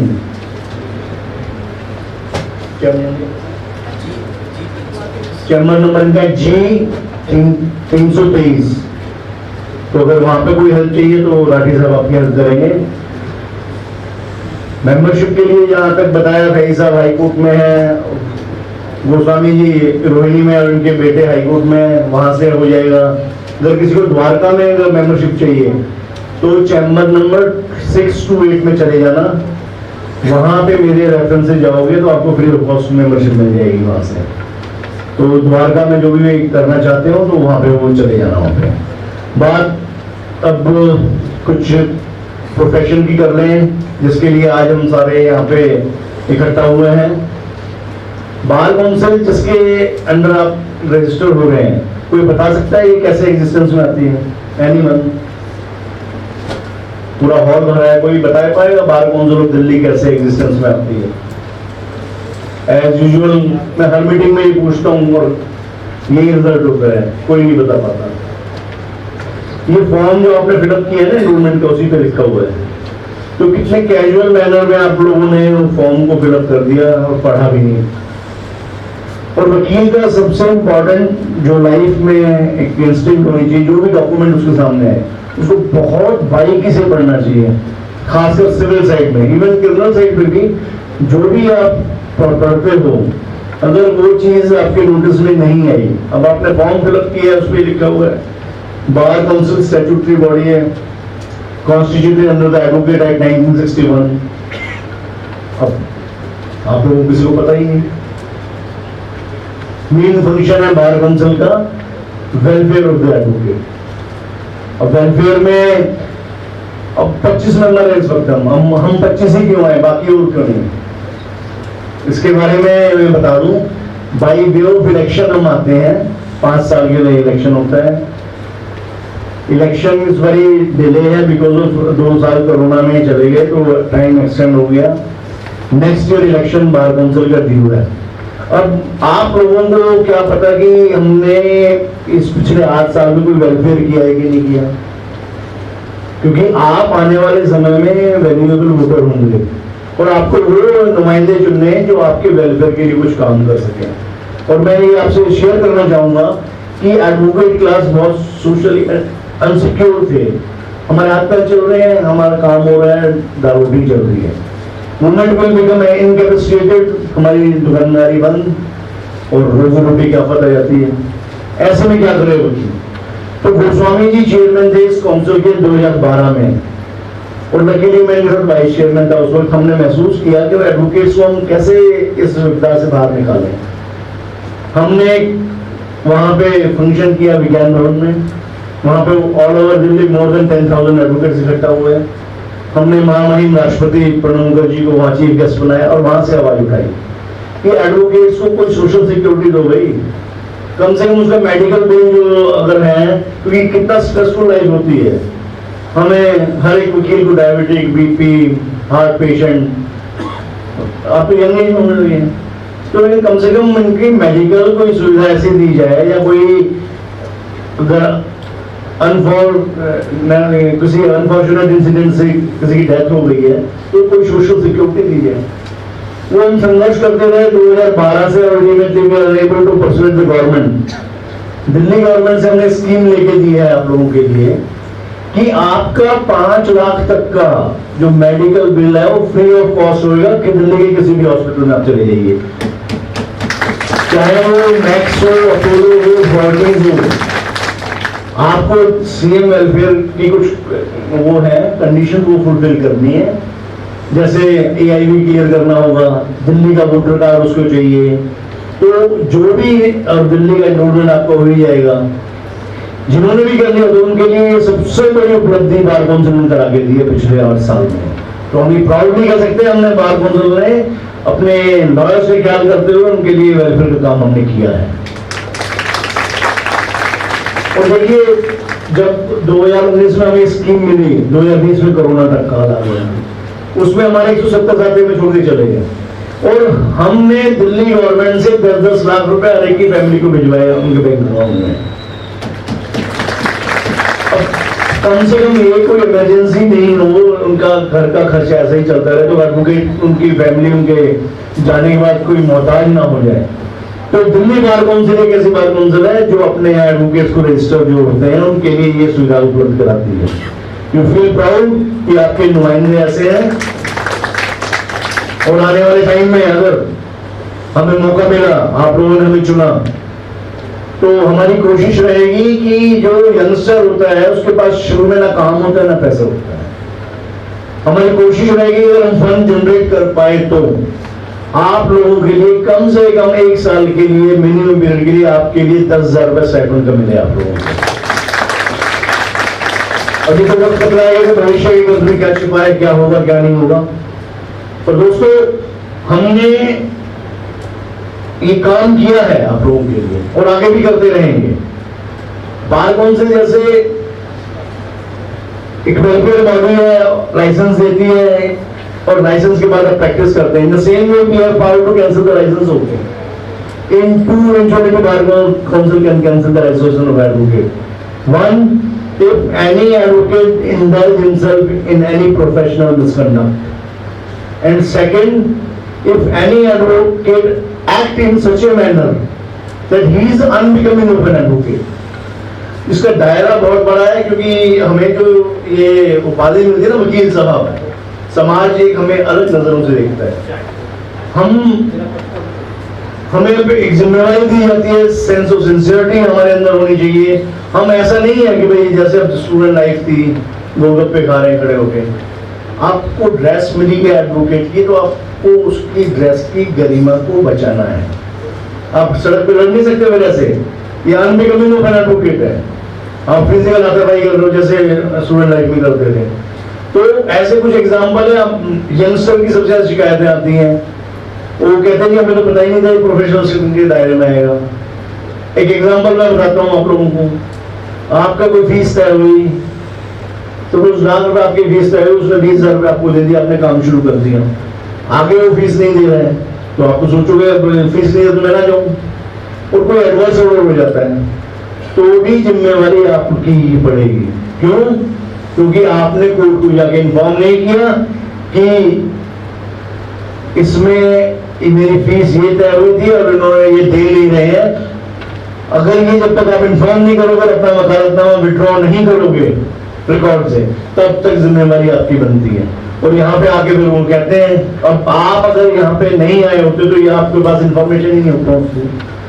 तो इसलिए बहुत आपको केयरफुल रहना है इस मामले में आप, क्योंकि आज की जनरेशन में सबसे बड़ा डिफेक्ट है, पैसा बहुत ज्यादा चाहिए, चलो एडजस्ट हो जाएगा, ज्यादा भाई कमा लेना, पर बहुत ज्यादा जल्दी चाहिए, ये सबसे बड़ी दिक्कत है। वो गूगल वाली आदत पड़ी है ना जी, कैसे ऐसे फीड करो फटाफट सामने। अब कल से ही चाहोगे जी हमें तो लाखों रुपए आ जाए और हम मर्सिडीज में चलें। चीफ जस्टिस ऑफ इंडिया ने ओपन कोर्ट में कहा है कि आज की जनरेशन की जो ख्वाब है वो मर्सिडीज के हैं आते ही प्रोफेशन में, और मर्सिडीज के लिए पता है कितनी मेहनत करनी पड़ती है। जो गोस्वामी जी आज इनोवा और मर्सिडीज में चलते हैं, वो उन्होंने 38 साल बाद ये ख्वाब देखा है, और आज की जनरेशन आ नहीं चाहती है हमें कल से ही मिल जाए, और उस जल्दबाजी में गलत काम करते हैं। जैसे गारंटी ले लेंगे जी आपके फेवर में केस करा देंगे, ये भी प्रोफेशनल मिसकंडक्ट है। वो रिकॉर्डिंग कर देते हैं, स्मार्टफोन में रिकॉर्डिंग है, वहां पे जजमेंट आपके हाथ में होता नहीं है, खिलाफ गया और यहाँ पे लाइसेंस गया तुम्हारा। कहीं कोर्ट फीस के नाम के पैसे ले लेते हैं। अब वो एक स्पेसिफाई किया हुआ है किन केसेस में कोर्ट फीस लगेगी और कितनी लगेगी, ये भी स्पेसिफाई किया हुआ है। लेकिन लाखों, एक कभी डिसिप्लिनरी कमेटी में मेरे पास केस था, उसमें 35 लाख रुपए कोर्ट फीस के नाम पे लिए हुए हैं और ऑनलाइन लिए हुए हैं, और उसमें फिर पैसा एक भी नहीं लगना, क्योंकि आज की जनरेशन को पैसा जल्दी चाहिए। इसलिए बता रहा हूं ये मैं आप लोगों को, ऐसा कोई काम नहीं करना जिससे बार को, और इसमें आपको कोई डिफेंस नहीं है, फिर ना कोई आपकी सहायता कर पाएगा। ये ऑन रिकॉर्ड चीजें होती हैं। ऑनलाइन पेमेंट आजकल हर क्लाइंट ना स्मार्ट हो गया, ऑनलाइन पेमेंट करता है। तो इस चीज का ध्यान में रखते हुए कोई प्रोफेशनल मिसकंडक्ट में आपने नहीं करना। अब किसी ने पैसे ले लिए, क्लेम केस फाइल नहीं कर सकता, क्यों? क्योंकि आता ही नहीं है। आज तक की जो पढ़ाई करके आए हो only for the purposes of degree आप जो मिली है ना उसके लिए। यहाँ प्रैक्टिकल लाइफ में जो आप शुरू करोगे, नर्सरी से जैसे बच्चा सीखता है अल्फाबेट, ऐसे शुरू करना पड़ेगा आप लोगों को।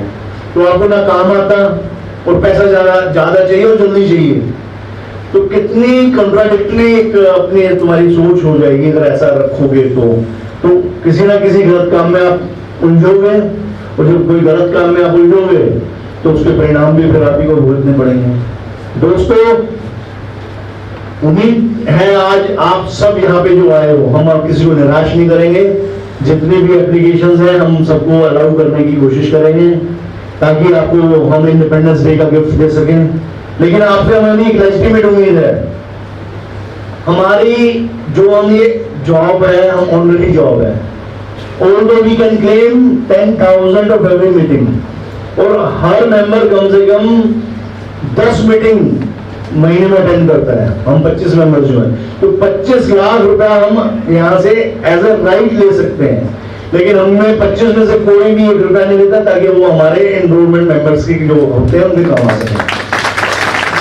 अब गोस्वामी जी रोहिणी से अपना पेट्रोल फूक के यहाँ पे आते हैं और हफ्ते में 3 बार भी आना पड़ता है, लेकिन सिर्फ ऑनरी जॉब है। पेन भी यहाँ पे अपने, सिर्फ एक चाय पीते हैं हम यहाँ पे आके। तो बार काउंसिल के जो नुमाइंदे हैं, हम प्राउडली कह सकते हैं कि हम डेडिकेटेड हैं हम अपने एडवोकेट्स के लिए जो हमारे यहाँ पे एनरोल्ड है। कुछ चीजें आप ध्यान रखना, ये जो वेलफेयर के बारे में मैंने बताया, जो दिल्ली में जिनका आई का इलेक्शन कार्ड है वो एलिजिबल है, जो दिल्ली से बाहर के उनके लिए क्या करें, जो फरीदाबाद, सोनीपत, पानीपत जो इधर से हैं, उनका भी एक हमारे पास है एडवोकेट ट्रस्टी कमेटी एक है, उसकी मेंबरशिप अगर आप ले लोगे सिर्फ 750 रुपए में 10 साल के लिए।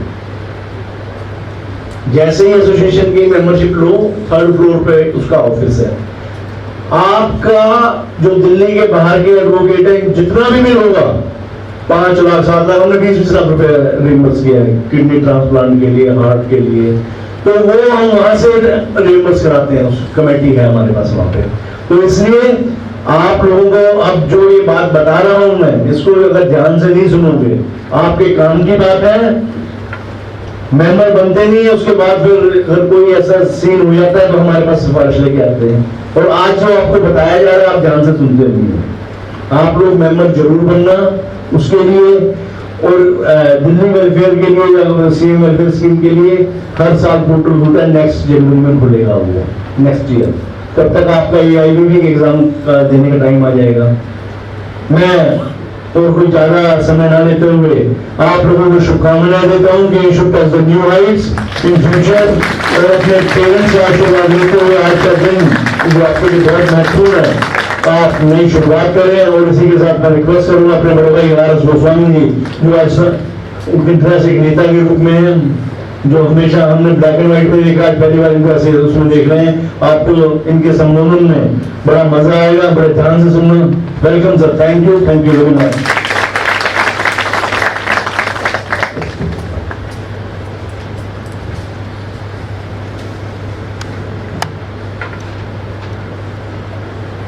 Good evening everybody.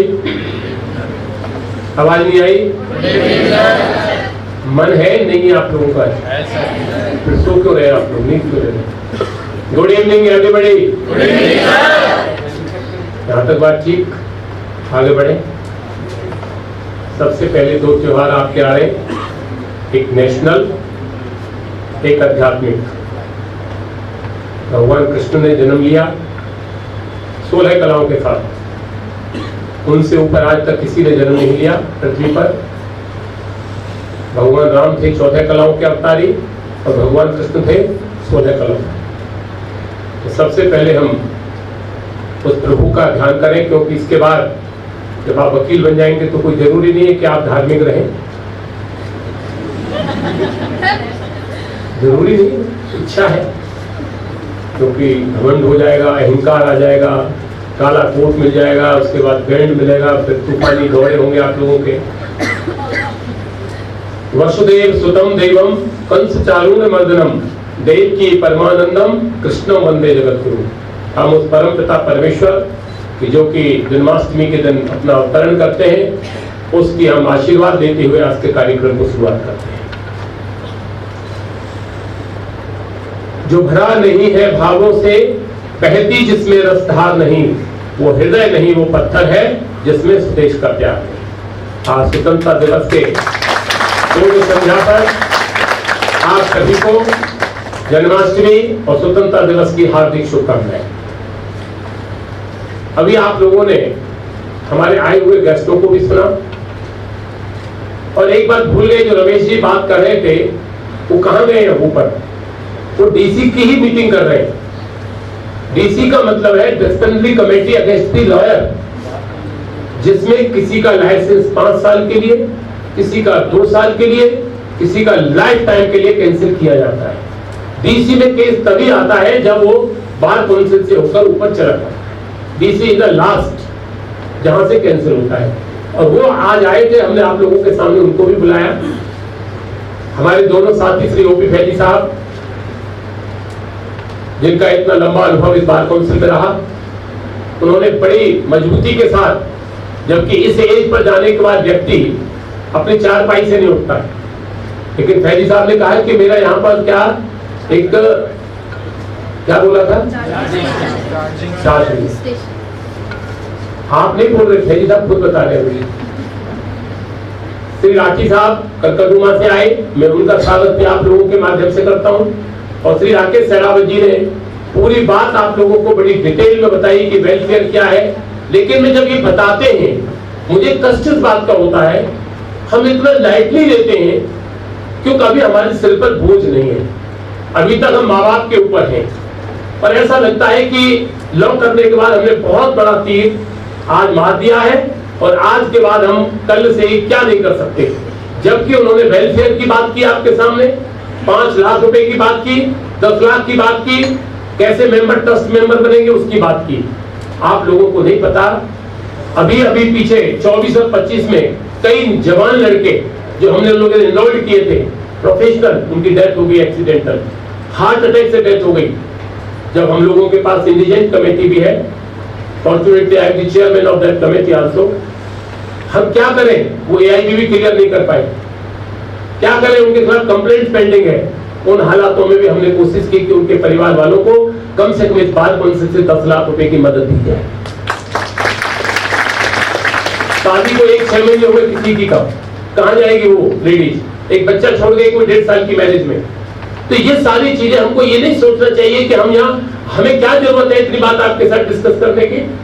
कल chief justice of Delhi high court के साथ कलोनी में प्रोग्राम था, तीसरी में तो मेरा उनसे काफी देर बात हुई।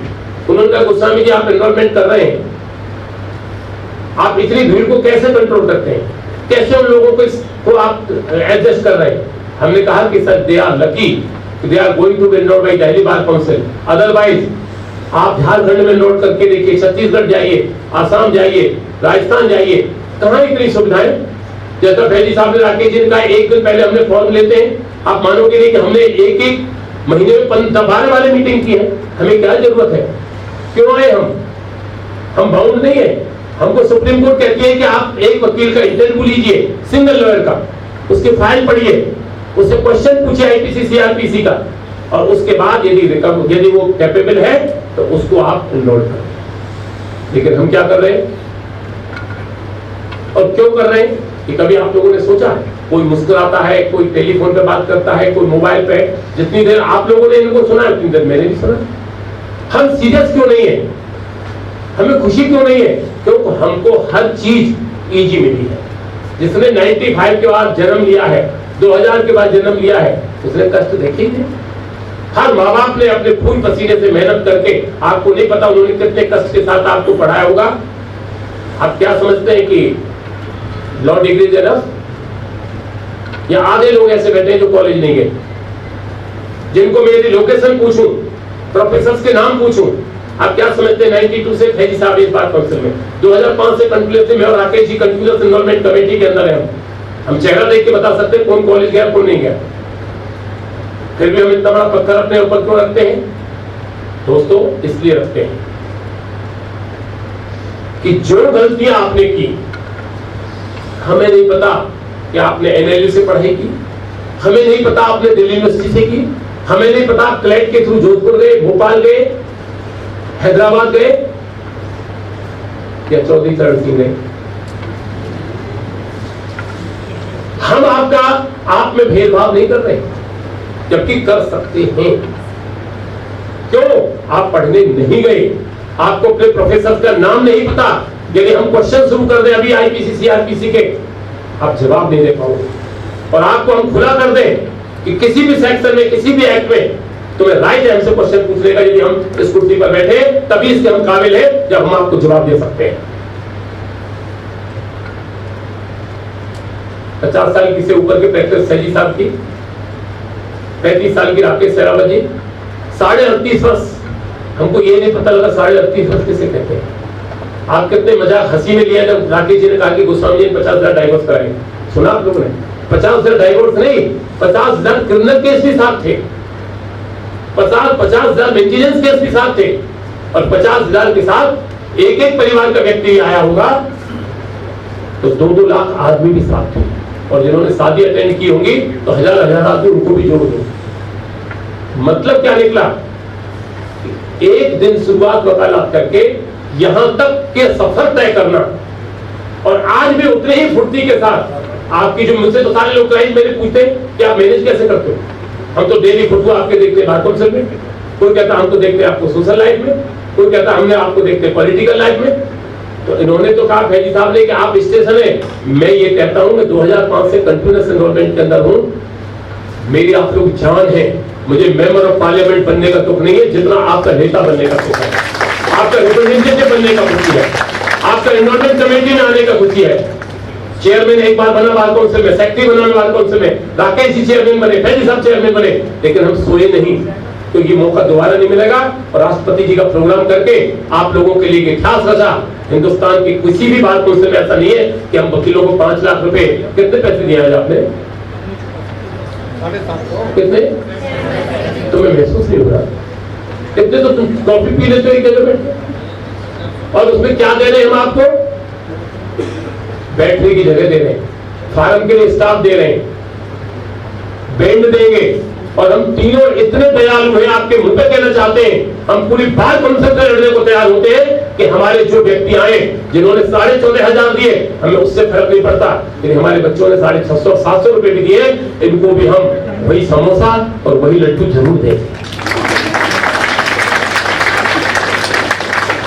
ताली कम क्यों बजी समोसे पे? जोर से ताली बजाओ अपने लिए। और कल हम राकेश जी 30 जारी कार्यक्रम में थे, मैंने इनके कान में कहा कि एक बात क्यों नहीं करें सर? बोले क्या गोस्वामी जी? लड्डू के साथ समोसा कल लाएंगे बच्चे, 15 अगस्त है, प्रधानमंत्री लाल किले से बोलेगा, कोई विधानसभा से बोलेगा, हमारी विधानसभा और हमारी लोकसभा कल अपनी होगी, जो काले कोट, इनके पास तो सामान्य व्यक्ति होंगे, हमारे पास वे व्यक्ति होंगे जो एक एक व्यक्ति 1000-1000 आदमी करके सकता है। तो क्यों ना हम 15 अगस्त अपने दोस्तों के साथ मनाए जो आने वाले वकील है। तुम्हारे लिए सबके लिए हमने झंडे भी मंगवाए, बैंड भी मंगवाए, लड्डू भी मंगवाए और समोसे भी मंगवाए। कितने रुपए में? एक मिठाई का डिब्बा नहीं आता। क्यों? कि आने वाले आपके यहाँ तो परिवार में खुशी क्या होगी कि हमारा बच्चा वकील बन गया, यही खुशी होगी ना, एक बच्चा वकील बन गया। और हमारे यहाँ क्या खुशी होगी कि हमने आज कितने आम के पेड़ बो दिए, कितने?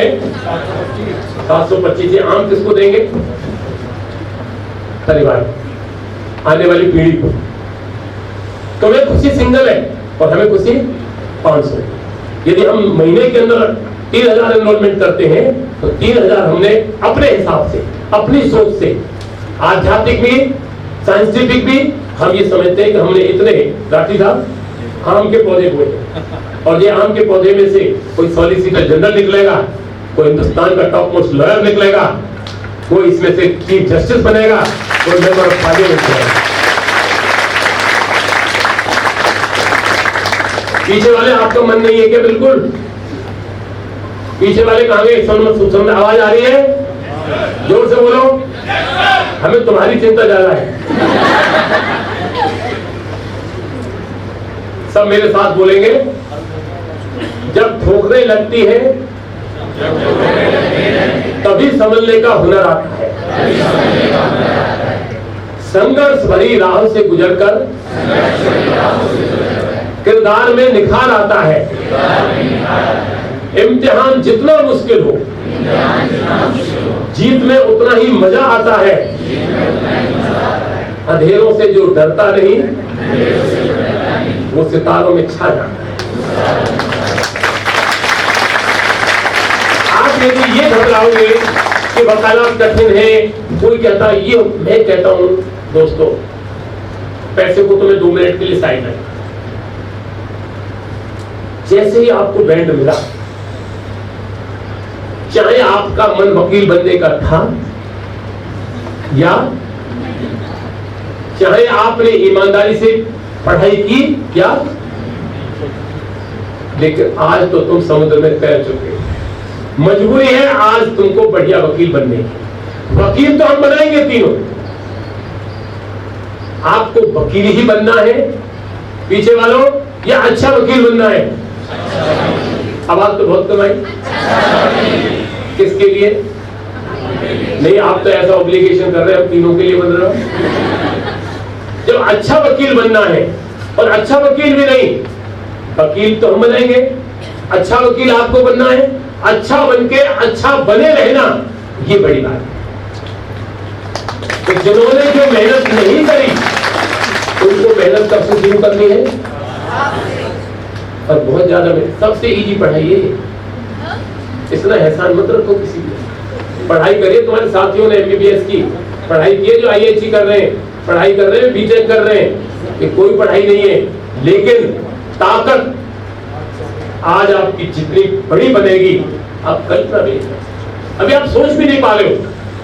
अब जैसे यहां से जाओगे और 2 थानेदार आपको रोकेंगे, तुम कसम खा के बताओ क्या करोगे एनरोलमेंट करोगे नहीं करोगे तो वही ईमानदारी से। पड़ोसी जो गाली देता था पापा को गाड़ी लगाने पे, क्या कहोगे? बोले अंकल बहुत बोलिया। ये कहां से आई ताकत? मुख्यमंत्री की जमानत किसने कराई? किसने कराई? वकील की जमानत कोई नहीं करा। वकील तो खुद ही 500 की खड़े हो जाते हैं, दे दो जमानत इसको। तो ताकत कितनी है आपके पास? Officer of the court, Shri आपके नाम लर्नेड लिखा जाता है, बीटेक वाले के सामने लर्नेड लिखा जाता है? क्यों नहीं लिखा जाता? बताओ ना, क्यों नहीं लिखा जाता? उसने तो मेहनत की है, क्योंकि आपको कॉन्स्टिट्यूशन ने पावर दिया। आपको किसने पावर दिया? जब कॉन्स्टिट्यूशन ने पावर दिया, जो फैजी साहब ने बताई, तो उसका फायदा किसको मिलेगा? किसको मिलेगा? और यूज कौन करेगा उसका फायदा? आप लोग। जब आप लोग फायदा यूज करेंगे तो उसको मेंटेन कौन करेगा? डेकोरम। जोर से बताइए सर आप। ईमानदारी से करेंगे काम या धक्केबाजी से? और ये बात हम लोग क्यों कह रहे हैं ये भी बताओ। हम इसलिए कह रहे हैं कि एक बच्चे को लेके माँ बाप गुरुजी के पास गए, बोले गुरुजी बच्चा गुड़ बहुत खाता है। क्या खाता है? गुरुजी का अगले महीने आना। फिर दोबारा गया, बोले गुरुजी उपाय, बोले अगले महीने। फिर चले गए। जब तीसरे महीना गए तो गुरुजी ने कहा कि बेटा गुड़ मत खाना। बोले गुरुजी ये बात तो आप पहले बता देते। बोले पहले मैं खुद खाता था। दोस्तों हम यहां जो बैठे हैं, हम पार्टी से चुनाव नहीं लड़ते, हम इंडिविजुअल कैपेसिटी में चुनाव लड़ते हैं। इंडिविजुअल कैपेसिटी में चुनाव का मतलब है आप कब वोट डालोगे किसी को? आपसे पहले सीनियर रहे होंगे जिन्होंने हमें कंटिन्यूस चुना। हमें इस बात की दुख नहीं है कि हमारे साथी एमएलए हैं, हमारे साथी जो बार काउंसिल मेंबर हैं, हमारे साथी हाईकोर्ट जज हैं, उन्होंने उन चीजों को चुना, हमने चुना। हम सारी दुनिया में कहते हैं हर मंच पर, यदि नेताओं को भी सीखना है तो इन काले कोट वालों से सीखो। ना हमारे यहाँ कोई धर्म है, ना कोई जाति है। हमारे यहाँ कोई जाति या धर्म है तो केवल वकील है, काला कोट है। हमारे वकील के ऊपर कोई आपत्ति है? आज से क्या बनेगा आपका? जैसे हम यहाँ से बैंड सेरेमनी करेंगे ना, हाँ ये बताओ वकील बनना है आज के, इसके बाद देख ले जन्माष्टमी के बाद कितने लोग मिठाई का डिब्बा लाए? सिंगल भी नहीं। पूछे क्यों नहीं लाए? जोर से पूछो क्यों नहीं लाए? तो मैं विश्वास ही नहीं था अपने को। क्या वकील बन भी सकेंगे? दोस्तों यही विश्वास आपको लेके जाना है। आज के बाद आपका क्या होगा पता आप लोगों का? नहीं, अभी कोई वकील जिंदाबाद नहीं है, अभी लॉ ग्रेजुएट जिंदाबाद। अभी बहुत लंबा सफर है। जैसे ही हम आप लोगों को अनाउंस करेंगे वकील बने तो आपका क्या होगा पता आप लोगों को? नहीं पता? बोलिए अपने आप को। कश्ती है पुरानी मगर जरिया बदल गया। मेरी तलाश का भी तो जरिया बदल गया। न शक्ल बदली न ही बदला मेरा किरदार, बस लोगों का देखने का नजरिया।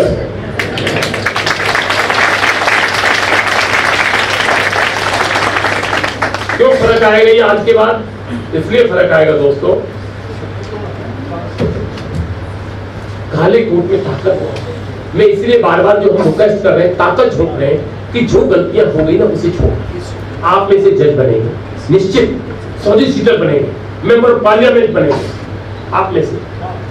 और हमें क्या चाहिए कि जब आप बन जाओ या ना बनो, जब तक हम कहीं किसी भी पार्टी प्रोग्राम में मिले एक दूसरे के साथ, इतना निश्चित है कि आज आप 2 लाख वाले एडवोकेट परिवार में एक सदस्य के रूप में जो अधिकार हमारे पास है वही अधिकार आपके पास। ये बिल्डिंग राष्ट्र है। ये जो बिल्डिंग है जिसमें आप बैठे हैं, इसमें भी तो आप ओनर बन गए। कितने रुपए में? इस बिल्डिंग का उद्घाटन राकेश जी ने एक बात छिपाई आप लोगों से।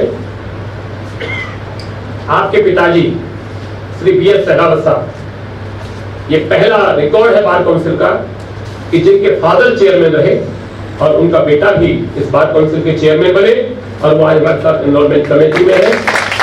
और आप उस समय चेयरमैन थे जिस समय कोविड पीरियड था, बाद में 25-25 लाख रुपया हर बार को दिया और 27 करोड़ रुपया हम गर्व से कह सकते हैं ईमानदारी के साथ अपने वकील साथियों को दिया, जिससे कि उनके परिवारों में कोई दिक्कत नहीं आई। आप उस बार काउंसिल के सदस्य बनने जा रहे हैं। हमने आपसे केवल एक चीज मांगी है, एक परिवार के रूप में हम कहीं भी मिलेंगे आप लोगों को एक दूसरे से नमस्ते करेंगे या नहीं करेंगे, इसका जवाब चाहिए।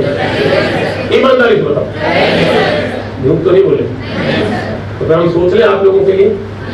चलिए, वक्त से लड़कर, लास्ट लाइन सब बोले जोर से, वक्त से लड़कर जो नसीब बदल दे, इंसान वही जो अपनी तकदीर बदल दे।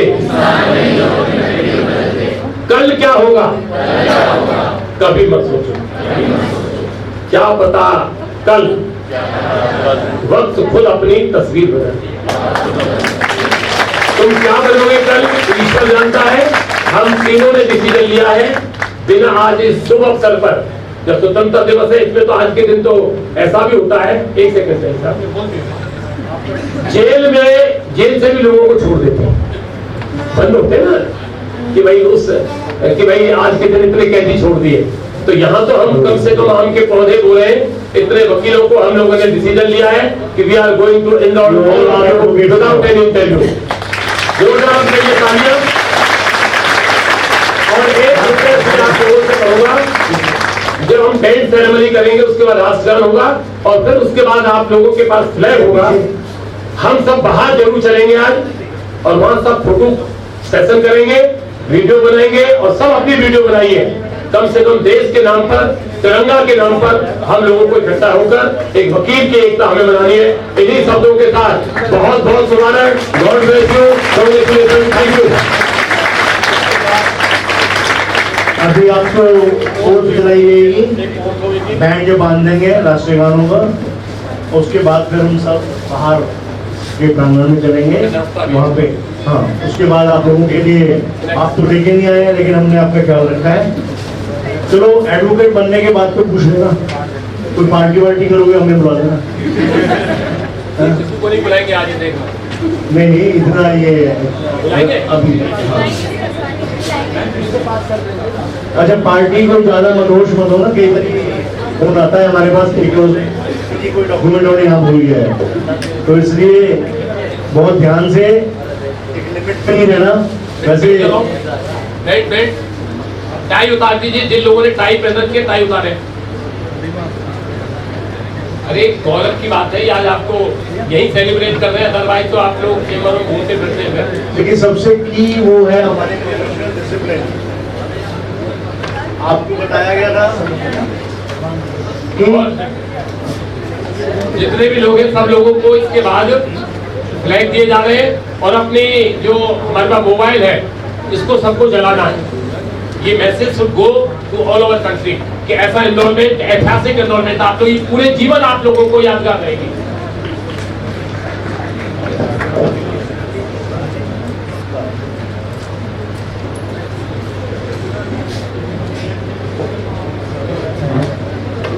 आप लोगों जोर से बताइए कैसा लगा, आप लोग बताइए जोर से बताओ। Enjoy today. और ये हम बुढ़िया ही काम शुरू नहीं करेंगे, हम फिर सबका लग जाएगा, जो टाइम बहुत कम है। आप मानिए है जी साहब से बनवाता है।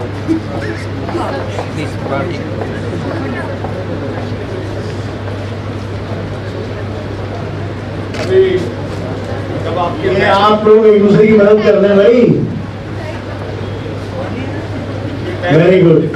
सेरेमनी के बाद आपकी ओथ होगी, बहुत बड़ी ध्यान से कुछ सेंक्शन के लिए आपको लेनी है।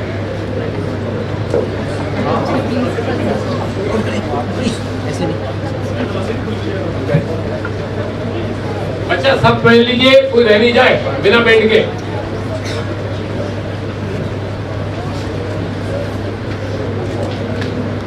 और थोड़ा ध्यान रखना, फ्लैग का रेस्पेक्ट करना हमारी जिम्मेदारी है। गिरना नहीं चाहिए, पैरों में नहीं आना चाहिए और फेंके भी नहीं इसको। अपनी गाड़ी में जहाँ से जैसे आए उसको रखने पड़ेगा।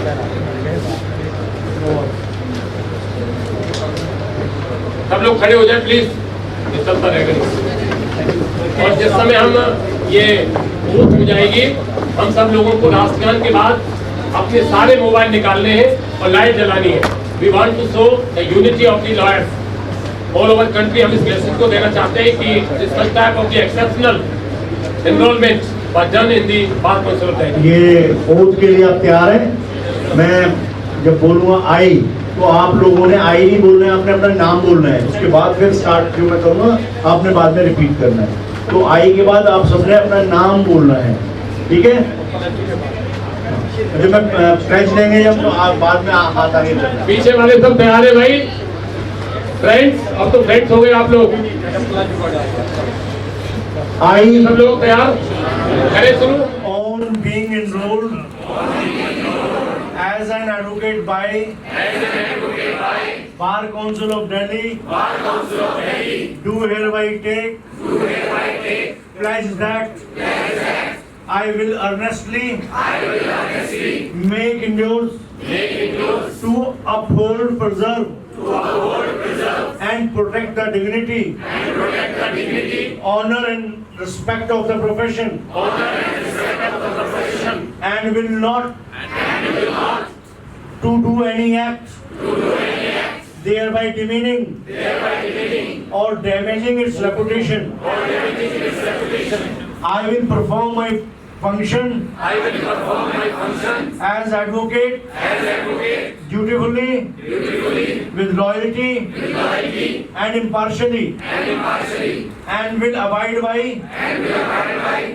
the rules and regulations and standard of the profession laid down by Bar Council of India under the Advocate Act 1961. Thank you. अब आप नेशनल एंथम होगा और नेशनल एंथम के बाद बाहर चल रहे हैं सबने। लाइट जलाएंगे आप सब लोग, या एक फोटोग्राफी कराएंगे आपकी, या आप यहाँ जानो ऊपर से लेना सबकी। नहीं हिंदी पे बच्चा बैंड पे दिस इज प्रिविलेज। दिक्कत है तो पीछे बनवा लो।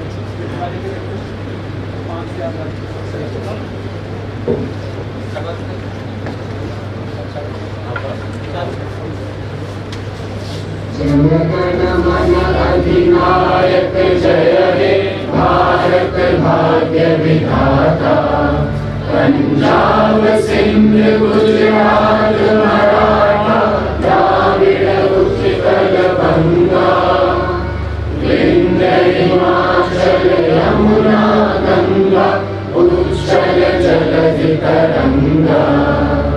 तब शुभ नामे जागे, तब शुभ आशीष मांगे, गाहे तब जय गाथा। जन गण मंगल दायक जय हे भारत भाग्य विधाता, जय हे जय हे जय हे जय जय जय जय हे। भारत माता की जय। अपने फ्लैग हाथ में लीजिए ऊपर, जरा इधर से अपने का हमें दे दिया। भारत माता की जय, भारत माता की जय, भारत माता की जय। वंदे मातरम, वंदे मातरम, वंदे मातरम। एडवोकेट यूनिटी जिंदाबाद, एडवोकेट यूनिटी जिंदाबाद। ये आवाज कम क्यों है? बैंड जिन्होंने बैंड नहीं लगाई। एडवोकेट यूनिटी जिंदाबाद, एडवोकेट यूनिटी जिंदाबाद। भारत माता की जय। अब सब लोग ना अपनी लाइट निकाले, मोबाइल सारे, और झंडे के साथ एक एक बार सब लाइट दें। देखिए, एक बड़ी इम्पोर्टेंट सूचना है बार काउंसिल की तरफ से। कल 9:30 बजे, कल 9:30 बजे सेलिब्रेशन होगा इंडिपेंडेंस डे का। और ऑल वेलकम, आप इनवाइटेड हैं, आप आ सकते हैं। सब लोग लाइट चलाइए भाई, सभी लोग। एफआईआर केसेस आइए एक बार सामने। भारत माता की जय, भारत माता की जय। वंदे मातरम, वंदे मातरम, वंदे मातरम। Thank you to all of you and congratulations. अब हम सब लोग एक बार बाहर चलेंगे, हमारे हाथ में फ्लैग होंगे और वहाँ हम एक थोड़ा सा एक ये अभी एफआईआर केसेस रुकेंगे, बाद में आएंगे। 5 केसेस हैं, जयप्रकाश, रवि कुमार, हिमांशु, राहुल, इनके जो एफआईआर है ना, ये 5 केसेस हैं। अभी ये मिलके जाएंगे, पहले एक बार बाहर होके आते हैं हम।